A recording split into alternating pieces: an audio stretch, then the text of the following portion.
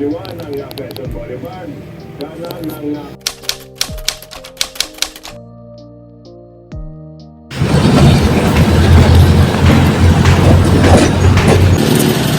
Hindi ka kita.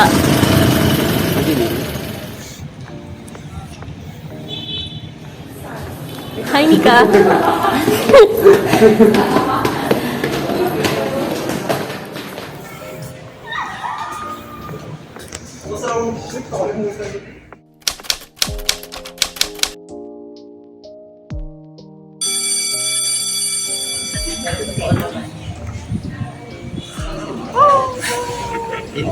Cute pag may filter.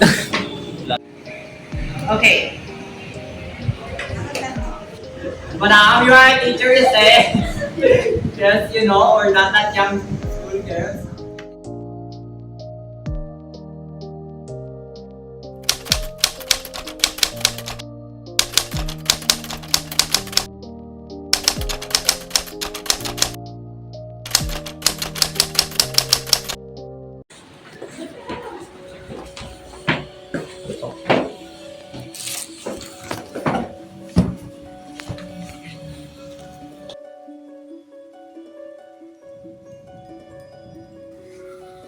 I'll take this one. I'll take this one. I'll take this one. Then I will take this one.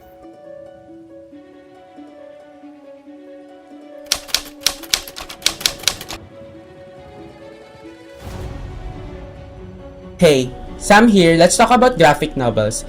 Graphic novels are a piece of fictional story that are graphically represented similarly to comic books, but they have a difference wherein comic books have continuations while graphic novels are commonly standalone.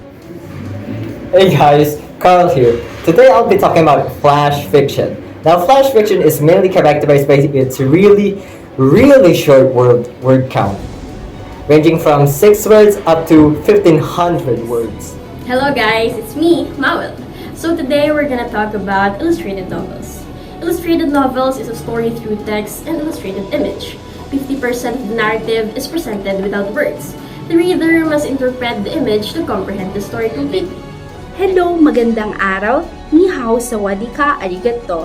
Nika here, and today we will talk about doodle fiction. The word doodle first appeared in the 17th century to mean a pull-off or simpleton. It may derive from a German doodle top or doodle dog, meaning simpleton or noodle. It is the origin of the early 18th century verb to doodle, meaning to swindle or make a pull-off.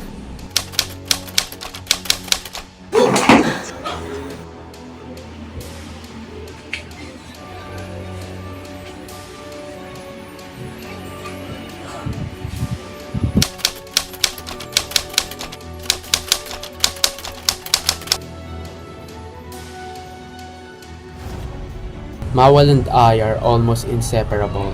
We share a bond no one can match. We both like to read and share our thoughts about the piece we read. We go to school together.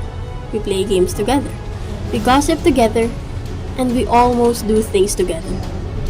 And we have so many similarities, like both of us prefers to read literary piece with visual representation.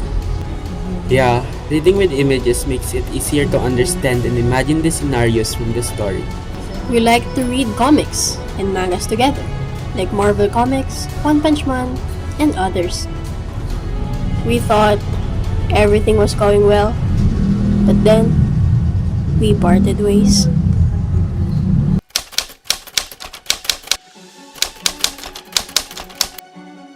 Flash and I don't have a huge disparity, but we have some differences and sometimes we don't agree on each other. However, we have just as many similarities to each other as well. Doodle and I emphasize brevity and rely on the reader's imagination to fill in the gaps. Both of us focus on essentials and can create visually striking and emotionally resonant works of art. And we can use everyday things as inspiration for our bases. However, this is where the difference starts to show up.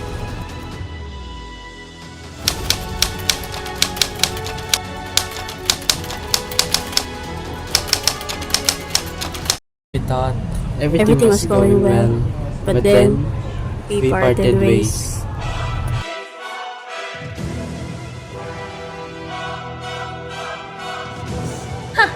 Why would I prefer graphic novel when illustrated novel is so much better? How could you say that to me? Tell me! Tell me! In illustrated novel, I get to use my imagination more often because of the less picture and more narration. No.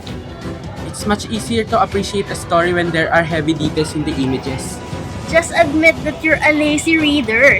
You rely heavily on the image and I rely more on the text. Are there even text in graphic novels? I doubt. There are. The text in graphic novels are mostly dialogues and narrations.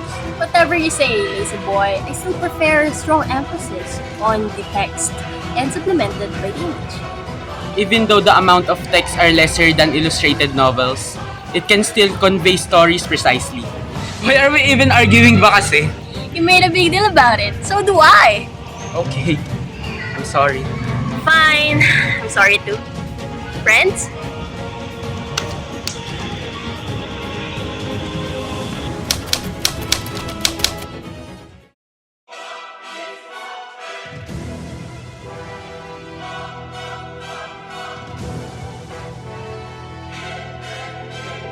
That is because flash fiction tends to be more on straight to the point without any extraneous elements or world building.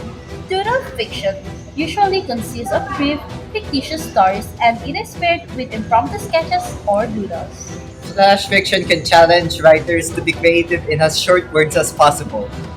Flash fiction can challenge writers to be creative, but doodle fiction also provides the same thing, and it also challenges the writers to be imaginative. Sure, but being imaginative may be hard for some people. With flash fiction, even without images, the message is just as easily spread. But doodle fiction is much more versatile as a medium rather than flash fiction. Maybe being imaginative is hard for some people, but it will enhance the story and add humorous effect, so doodle fiction is much more better than flash fiction. It's almost as if every story needs that humorous tone, right? Some stories need that serious tone, and unfortunately, doodle fiction will make it seem a lot more lighthearted than it actually is. At least in flash fiction, you can visualize what genre the story has.